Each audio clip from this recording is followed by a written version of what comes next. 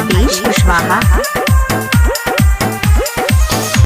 नमस्कार साथियों, Awadh video series channel के लिए आज राप्ती बैराज के जबकती माई पे पूजा करते हुए एक्टर सुजीत प्रेमी, भोजपुरी सिंगर एंड साथ में एक्टर रवि अहमद सिद्दीकी पूजा पाठ करते हुए दिखाया गया लाइव शूटिंग वीडियो।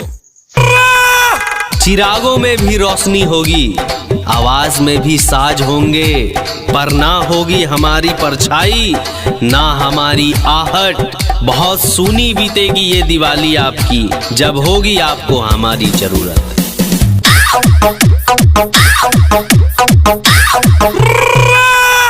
तेरे साथ हर दिन दिवाली जैसा लगता है कि तेरे साथ हर दिन दिवाली जैसा लगता है, बिन तेरे ये शहर भी खाली जैसा लगता है।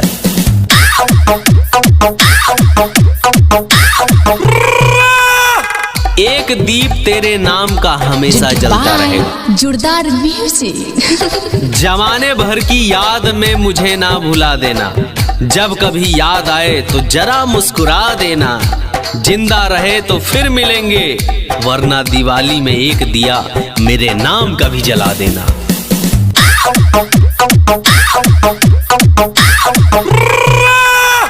बिना सनम कैसे हम दिवाली मनाएं, तन्हाई में खुशी के दीप कैसे जलाएं। दियों की रोशनी से जलता है हमारा